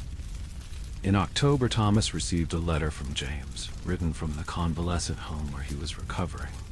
His arm was healing well, the letter said.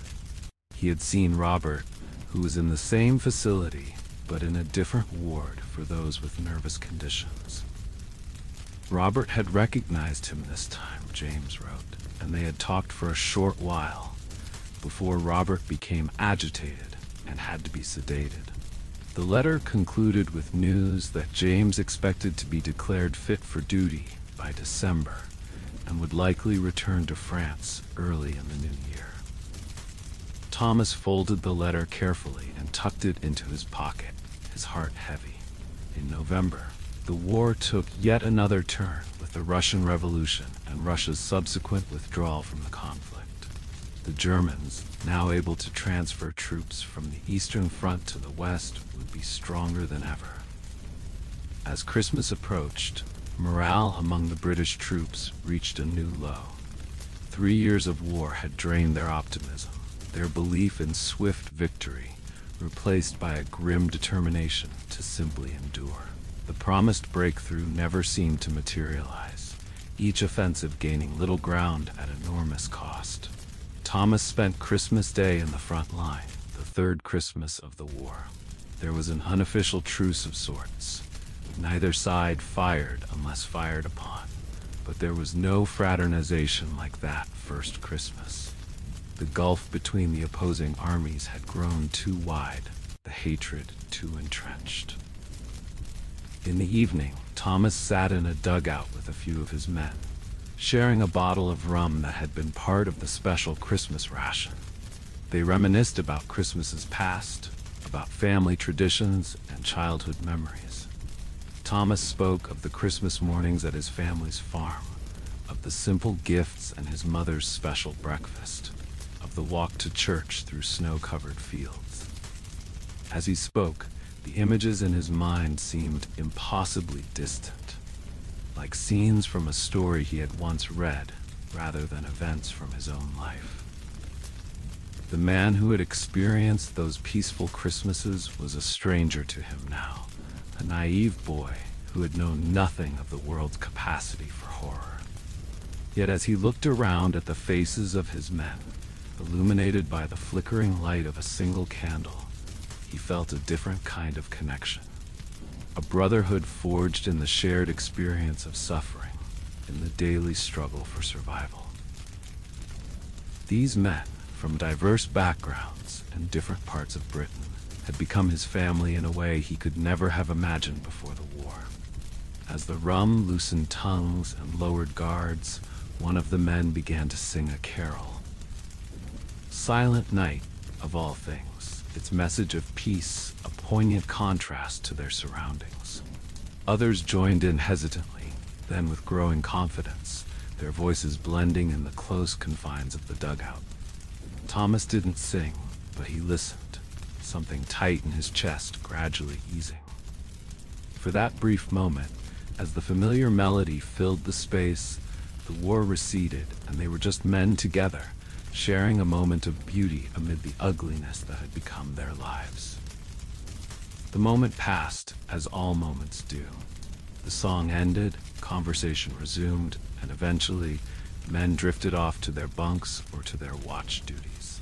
But Thomas carried the feeling with him, a small spark of humanity preserved against all odds, a reminder of what they were fighting to protect, even if the reasons for the war itself had become obscured. As 1917 drew to a close, Thomas allowed himself, for the first time in many months, to think about a future beyond the war. Not with any real hope or expectation, but as an exercise in imagination. What would he do if, when he returned to Thornfield? Would he go back to farming? Could he, after everything he had seen and done? He had no answers, only questions. But the very act of asking them was a kind of defiance against the all-consuming present of the trenches, a small assertion that there might be a life waiting on the other side of this seemingly endless conflict. The year 1918 dawned with a mixture of dread and hope on the Western Front. The entry of the United States into the war in April 1917 had injected fresh optimism into the Allied forces, but American troops were only beginning to arrive in significant numbers. Meanwhile, the collapse of Russia had allowed Germany to transfer hundreds of thousands of troops to the Western Front. In January, James returned to France as promised. The brothers met at a crossroads near Ypres, where their respective units were stationed. James looked stronger than when Thomas had last seen him, his wounded arm fully healed according to the doctors, though he admitted it still ached in cold weather. "How is Robert?" Thomas asked as they walked together toward a nearby estaminet, where off-duty soldiers could get coffee and sometimes even fresh bread. James's expression sobered. "No better, worse if anything. He doesn't recognize anyone now, just sits and stares, or sometimes cries out for no reason that anyone can see." He paused. "His parents are trying to have him transferred to a hospital closer to home." Thomas nodded, a familiar guilt tugging at him. He had survived physically intact while so many had not, Robert included. Why him? What made some men able to endure while others broke? "And home?" he asked, changing the subject. "How are mother and father?" James described their parents, aging faster than they should, working too hard with both sons away. The farm was struggling with the shortage of labor, but they managed with help from the land army, women who had taken on agricultural work to replace the men at the front. "Mother cried when I left," James admitted. "Not in front of me, but I heard her the night before. Father just shook my hand and told me to come back safe." He glanced at Thomas. "They're proud of us, you know. Father has our letters read at church sometimes." Thomas tried to imagine his private thoughts being shared with the congregation of Thornfield's small parish church, and found the idea unsettling. What would they make of his doubts, his fears, his growing disillusionment with the war? But of course, he never wrote about those things, filling his letters instead with sanitized anecdotes and reassurances. In February, rumors began to circulate about an impending German offensive. Intelligence suggested that General Ludendorff was planning a massive attack, hoping to break through the Allied lines before American reinforcements could arrive in force. Preparations to meet the expected assault were hurried and, in Thomas's view, inadequate. The British forces were stretched thin, holding a longer section of the front than ever before. Reserves were limited, and many units were under strength due to the heavy casualties of the previous year's battles. On March 21st, the storm broke. The German offensive, which would come to be known as the Spring Offensive or Kaiserschlacht, Kaiser's Battle, began with an artillery bombardment of unprecedented intensity. Thomas, in a reserve position several miles behind the front line, felt the ground shake continuously for hours. Then came the orders to move up, to reinforce the crumbling front. Thomas's unit marched toward the sound of the guns, passing streams of wounded men and stragglers heading in the opposite direction. The news they brought was grim. German stormtroopers had broken through in multiple places. Allied units were isolated or in retreat. Chaos reigned. By the time Thomas's unit reached their assigned position, the situation was critical. They were to hold a section of high ground that overlooked a key road junction, preventing the Germans from advancing further into the Allied rear areas. They had barely begun to dig in when the first German units appeared, moving swiftly across the open ground in loose formation, very different from the massed attacks of earlier years. Thomas ordered his men to hold their fire until the enemy was within effective range, then gave the command to engage. The fighting was intense but brief. Outnumbered, and with little in the way of prepared defenses, Thomas's unit was forced to withdraw to a fallback position, then another and another. It was a pattern repeated all along the front as the German advance continued, pushing the Allies back farther than they had been driven since the war's opening months. For nearly 2 weeks, Thomas lived in a nightmare of constant movement, snatched moments of sleep, and fierce rearguard actions.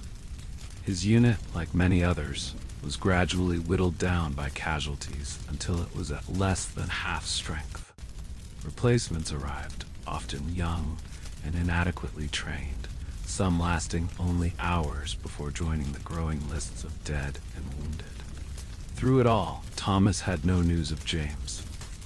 His brother's unit had been in a different sector when the offensive began, and in the chaos that followed, it was impossible to get information about individual soldiers or even entire battalions.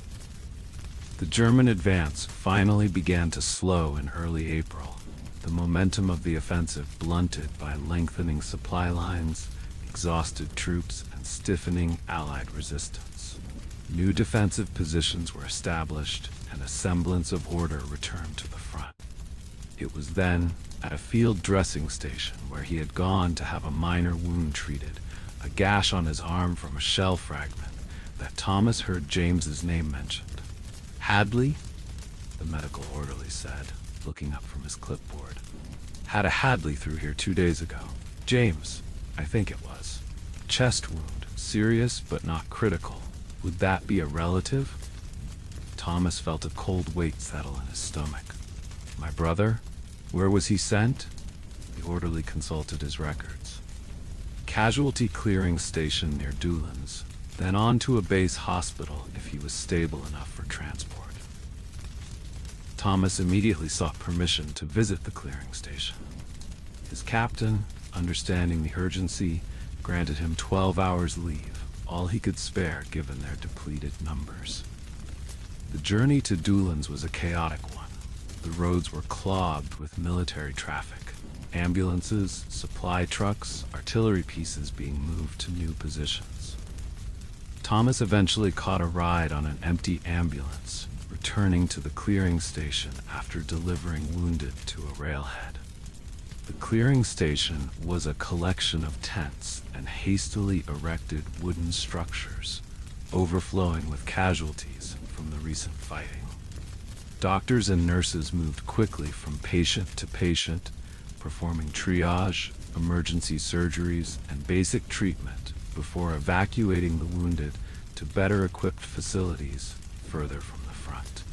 Thomas searched frantically, checking each ward, each tent, asking anyone who would listen if they had seen James Hadley, wounded in the chest 2 days earlier. Finally, a tired-looking nurse pointed him toward a tent at the far end of the complex. "If he came in when you say, and he's still here, he'll be in there," she said. "That's where we keep the ones who aren't stable enough to move yet." Thomas's heart sank at her words. Not stable enough to move meant James's condition was worse than he had been led to believe. The tent was dimly lit and filled with the sounds of labored breathing, occasional moans, and the rustle of nurses moving between cots. Thomas moved slowly down the central aisle, peering at each face, many unrecognizable due to bandages or the ravages of their wounds. He found James near the back, lying motionless on a narrow cot. His brother's face was pale, his breathing shallow. A thick bandage encircled his chest, stained with blood despite recent changing. Thomas sat on a small stool beside the cot and took James's hand. It was cool to the touch, the fingers limp. "James," he said softly. "It's Thomas. I'm here." James's eyelids fluttered, then opened. For a moment his gaze was unfocused, then recognition dawned. "Thomas?" he whispered. "How?" "Heard you were here," Thomas explained. "Got leave to visit? How are you feeling?" A ghost of a smile touched James's lips. "Been better." He tried to shift position and winced. "Bullet, left lung. Doctor says, lucky it missed. Heart." "Stay still," Thomas advised, tightening his grip on James's hand. "Save your strength." A nurse approached, checking James's pulse and temperature. "You're his brother?" she asked Thomas, and nodded. "He's doing better today. Fever's down. If he continues to improve, we'll move him to the base hospital tomorrow." "He'll be all right then?" Thomas asked, needing the reassurance. The nurse's expression was carefully neutral. "The next day or two will tell. The main danger now is infection." She adjusted James's blanket. "Talk to him if you like, but don't tire him out. He needs rest." After she moved on to the next patient, Thomas leaned closer to James. "You heard her. You're going to be fine. Just need to rest and get your strength back." James's eyes had drifted closed, but he squeezed Thomas's hand weakly. "Tell them," he began, his voice barely audible. "Tell Mother and Father. I tried to make them proud." "You will tell them yourself," Thomas said firmly. "When you get home. Because you are going home, James. This is your ticket out." James didn't respond, his breathing becoming more regular as he slipped into sleep. Thomas sat with him for hours, holding his hand, sometimes talking softly about memories from their childhood, sometimes simply watching the rise and fall of his brother's chest, each breath a small victory. When it was time for him to return to his unit, Thomas left a note for James to find when he woke, promising to visit again as soon as he could. He spoke briefly with the doctor in charge, who confirmed what the nurse had said. James's condition was serious, but not hopeless. Much depended on whether infection set in and how his body responded to treatment. Thomas returned to the front with a mixture of hope and dread. James was young and strong. He had a good chance of recovery.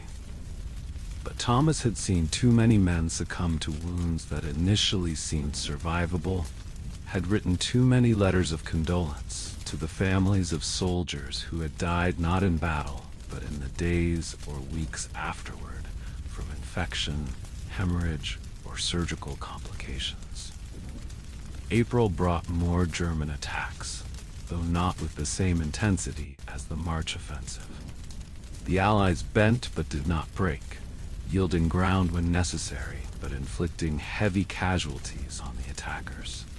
The American forces were beginning to make their presence felt, fresh troops with high morale, but limited experience. In May, Thomas received word that James had been evacuated to England. His condition was stable, the letter from the base hospital said, but recovery would be slow.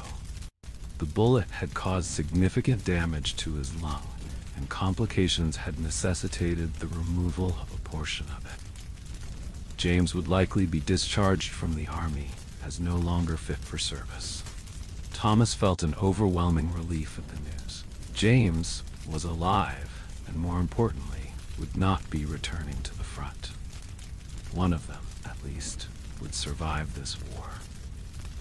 As spring gave way to summer, the tide of the war began to turn.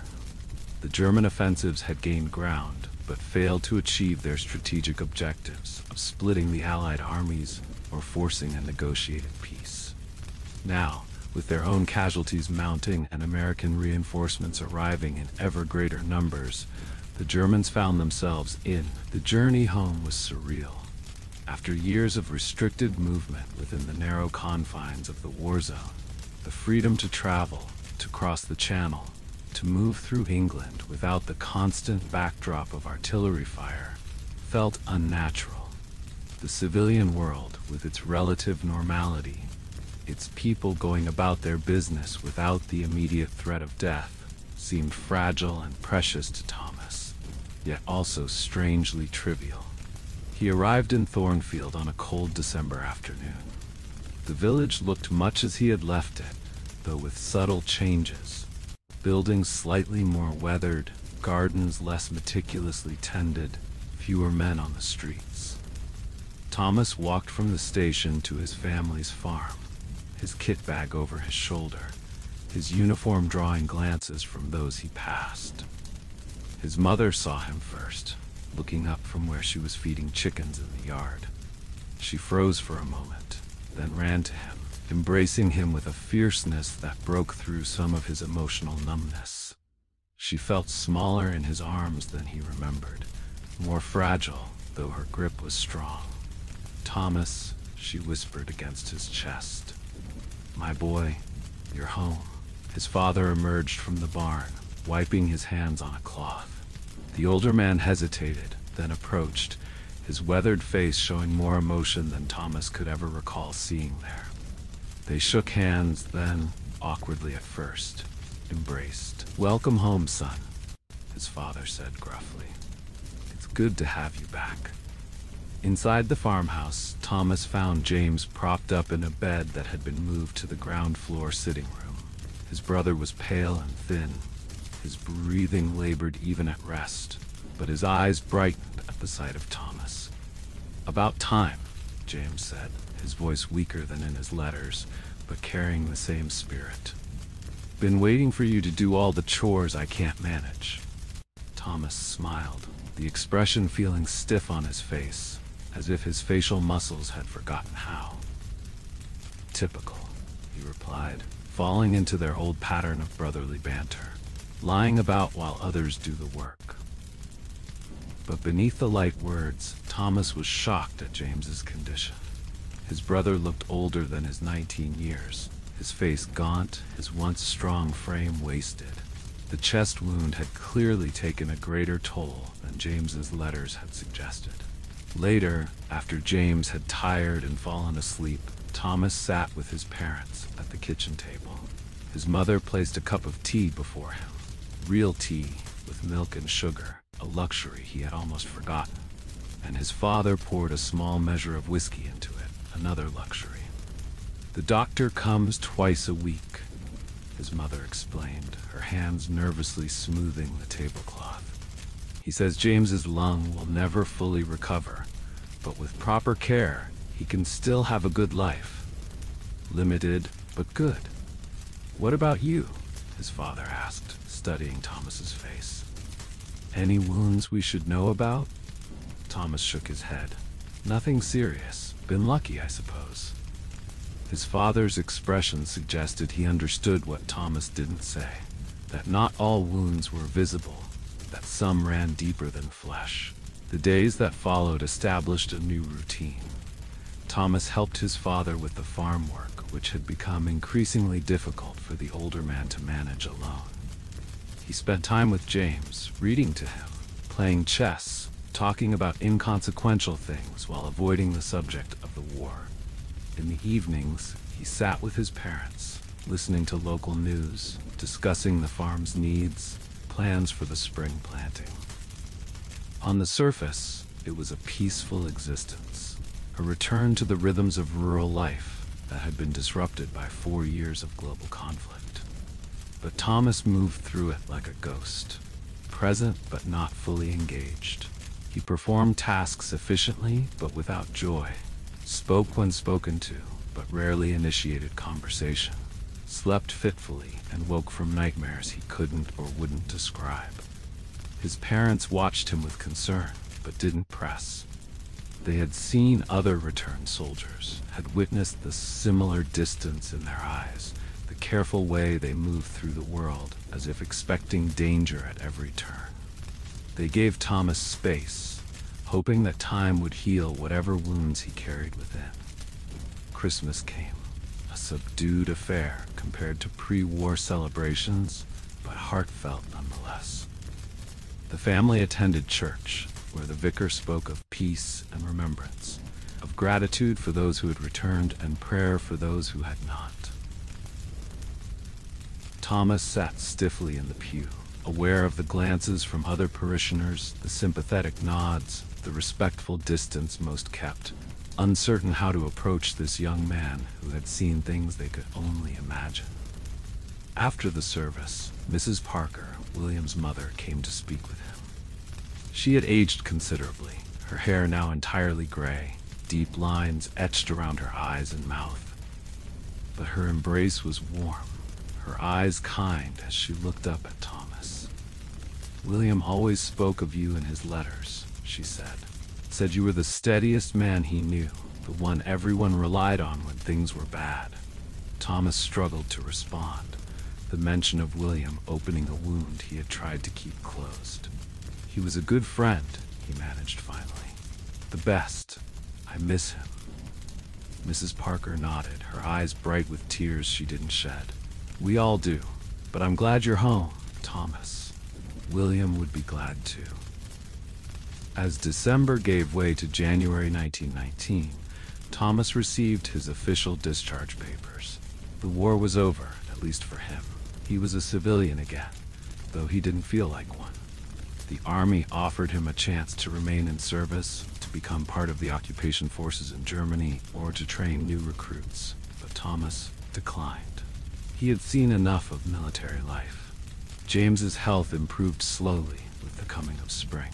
He was able to sit outside on warmer days, to take short walks around the farmyard, though he tired quickly and often needed to rest. The brothers developed a routine of sitting together in the evenings, sometimes talking, sometimes in companionable silence. It was during one such evening in April that James finally broached the subject they had both avoided. "Do you ever think about them?" he asked quietly. "The ones who didn't come back?" Thomas stared into the fire for a long moment before answering. "All the time. William, Cooper, all the others from the village," Thomas nodded, "and the ones whose names I never knew, faces glimpsed once and never again, bodies in the mud." James shifted in his chair, his breathing slightly labored from the day's exertions. "I have dreams," he admitted, "not every night but often, about the day I was shot, about men I saw die." "So do I," Thomas said. It was the first time he had acknowledged his nightmares to anyone. "Does it get better?" James asked. "With time?" Thomas wanted to lie, to offer comfort, but found he couldn't. "I don't know. It hasn't yet." They sat in silence for a while, each lost in his thoughts. Then James spoke again, his voice stronger than before. I think we have to make it mean something. All of it. The suffering, the deaths. If it was all for nothing, how could we bear it?" Thomas looked at his brother, seeing beyond the physical frailty to the strength beneath. "And how do we do that?" "By living," James said simply. "By remembering them, but not letting the memories consume us. By building something good from what's left." The words stayed with Thomas long after James had gone to bed. By living. It sounded so simple, yet he had been existing rather than living since his return, going through the motions without truly engaging with life. The next day, Thomas went into the village on an errand for his mother. As he was leaving the general store, he encountered Sarah Mitchell, daughter of the village blacksmith. They had known each other before the war, though not well. She had been several years behind him in the village school. "Thomas," she greeted him with a smile. "It's good to see you about." He murmured a polite response, preparing to move on, but she continued. "I'm organizing a memorial service for the village men who were lost. A committee of us are raising funds for a proper monument, too. I wondered if you might help, perhaps say a few words at the service, as someone who served with many of them." Thomas's instinct was to refuse, to avoid anything that would force him to confront those memories publicly. But something, perhaps James's words from the night before, made him hesitate. I'm not much of a speaker," he said. Sarah's expression was understanding but persistent. "No one's asking for a grand oration, just a few words from someone who was there, who knew them. It would mean a lot to the families." Thomas found himself agreeing before he had fully thought it through. As he walked home, he questioned his decision, wondering what he could possibly say that would honor the dead without glorifying the war that had taken them. Over the next weeks, as spring brought new life to the fields and orchards of Thornfield, Thomas worked alongside his father during the day, and, in the evenings, struggled with what he would say at the memorial service. The task forced him to confront memories he had suppressed, to sort through the chaos of his war experience and find meaning in it. He visited Robert at the convalescent home, where he still resided. His cousin's condition had improved somewhat. He was aware of his surroundings, recognized Thomas could carry on simple conversations. But the quick-witted, thoughtful Robert of before was gone, replaced by a man who startled at loud noises, who sometimes became lost in his own thoughts mid-sentence, whose hands trembled constantly. The others, Robert said during Thomas's visit, his gaze distant. Parker, Cooper, where are they? They didn't make it, Robert, Thomas said gently. They're gone. Robert nodded as if this confirmed something he already knew. I see them sometimes, in my dreams. They're waiting in the trench, waiting for me to come back. He focused suddenly on Thomas, his eyes clearing. Are you real, or are you with them? I'm real, Thomas assured him, taking his cousin's trembling hand. I'm here. The exchange left Thomas shaken, but also somehow clearer in his purpose. He was here, he had survived, and that had to mean something. The memorial service was held on a Sunday in late May, in the churchyard where a simple stone monument had been erected, engraved with the names of the village's fallen sons. The entire community gathered, dressed in somber clothes but with faces lifted to the spring sunshine. When it came time for Thomas to speak, he approached the monument slowly, conscious of all eyes upon him. He had prepared notes, but found he didn't need them. The words came from a deeper place. I knew these men, he began, his voice steady despite his racing heart. Not just as names on a stone, but as friends, comrades, brothers in all but blood. William Parker, who never lost his smile even in the darkest days. John Cooper, who taught me how to survive, and more importantly, how to help others survive. Thomas Wells, Edward Simmons, George Taylor, all of them unique, all of them irreplaceable. He paused, looking out at the gathered faces, seeing grief and pride intermingled. They were ordinary men asked to do extraordinary things. They were frightened, as any sane person would be, but they did their duty anyway. They endured conditions I cannot adequately describe, faced horrors that should not exist in this world, and they did it not for glory or adventure, but for each other, for those they left behind, for a future they believed in, but would not live to see. Thomas placed his hand on the cold stone, fingers tracing the engraved letters of William's name.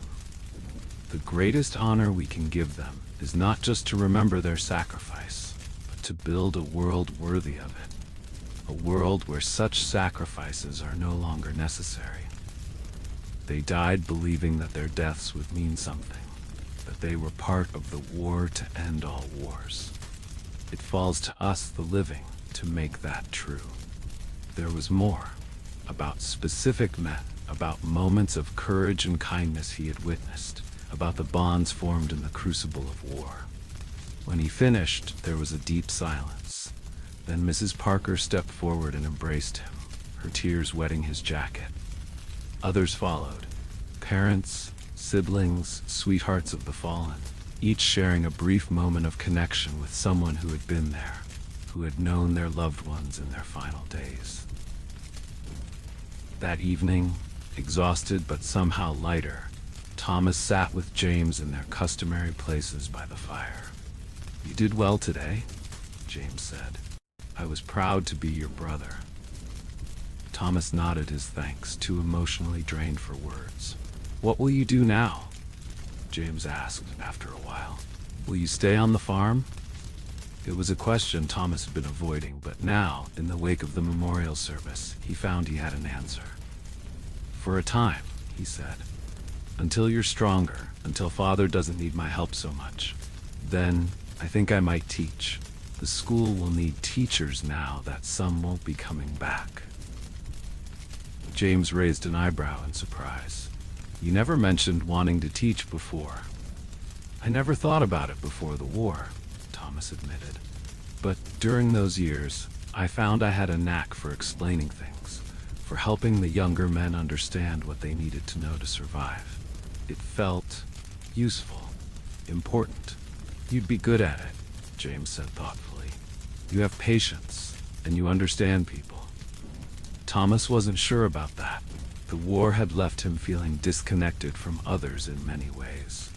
But perhaps that would change with time, with purpose. What about you? He asked. What will you do when you're stronger?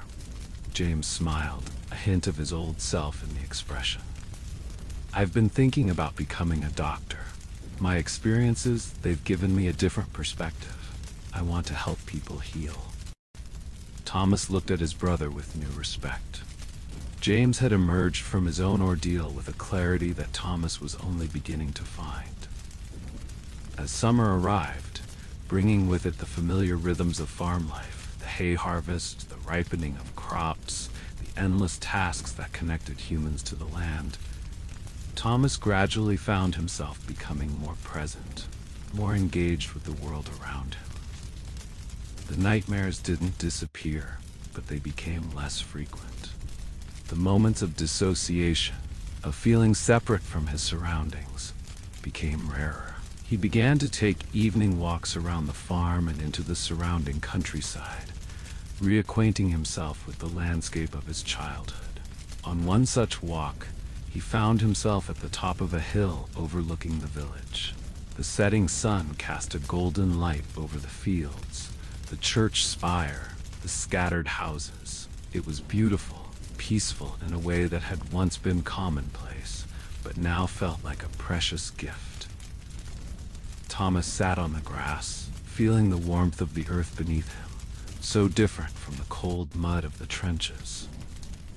He thought of William, of Cooper, of all those who would never see this view again, never feel the sun on their faces or the grass under their hands. He thought of Robert, whose mind remained partly trapped in the nightmare of war despite his body's return. The grief was still there, would always be there, but alongside it now was something else, a determination to honor their memory by living fully, by contributing to the world they had died to protect. It wasn't healing, exactly. Thomas doubted he would ever be wholly healed from what he had experienced, but it was a way forward, a path through the darkness.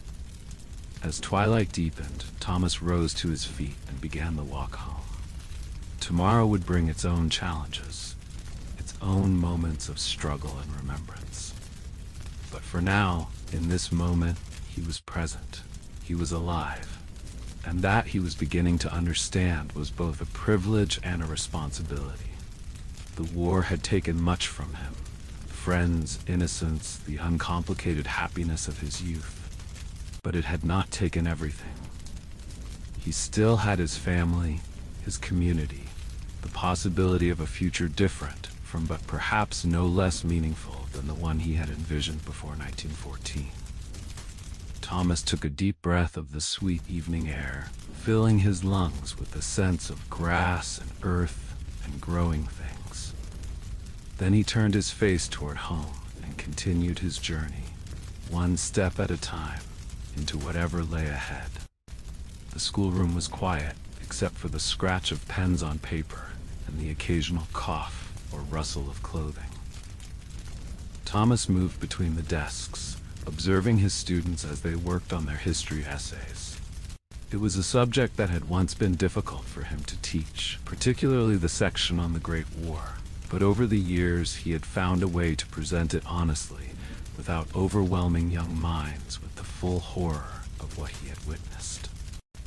At the front of the room, a calendar showed the date, November 11, 1928, 10 years since the armistice. Later, there would be a ceremony at the village memorial, as there was every year. Thomas would attend, as he always did, standing with the dwindling number of returned soldiers, honoring those who had not come home. The school day ended, and Thomas dismissed his class with a reminder about the upcoming ceremony.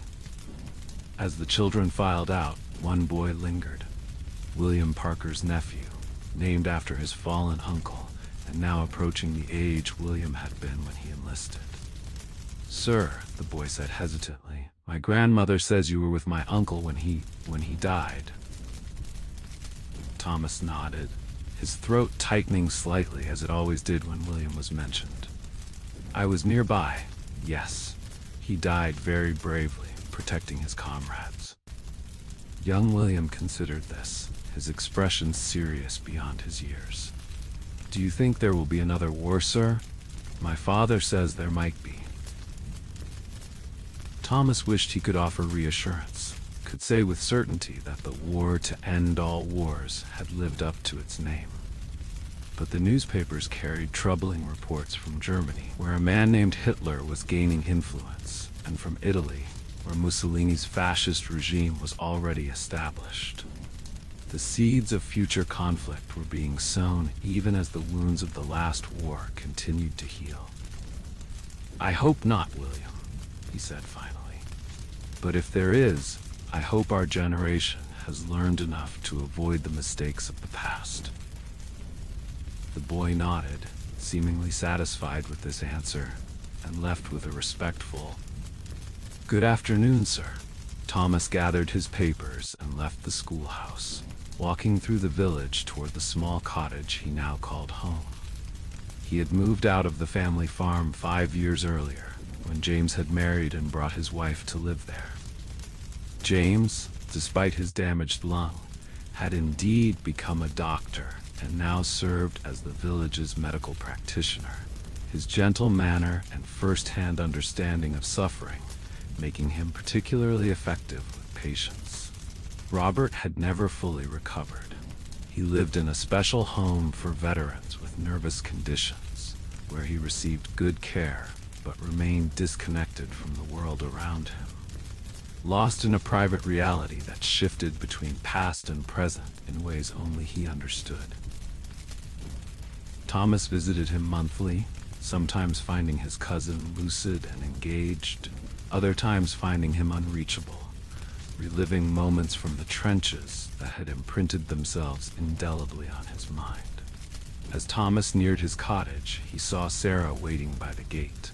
They had married 3 years after the war, a quiet ceremony that had brought together their respective families and many from the village. Sarah, who had lost 2 brothers in the war, understood Thomas's silences, his occasional nightmares, his need sometimes for solitude. She had her own grief, her own memories, but together they had built a life that honored the past while refusing to be defined by it. "Ready for the ceremony?" she asked as he approached. Thomas nodded, taking her hand. "As ready as ever." They walked together to the churchyard, where others were already gathering around the memorial stone. The vicar would speak, as would the mayor. The names of the fallen would be read aloud, each followed by a moment of silence. Wreaths would be laid, prayers offered, the last post played by a local bugler. Thomas stood with the other veterans, men with whom he shared a bond that transcended ordinary friendship.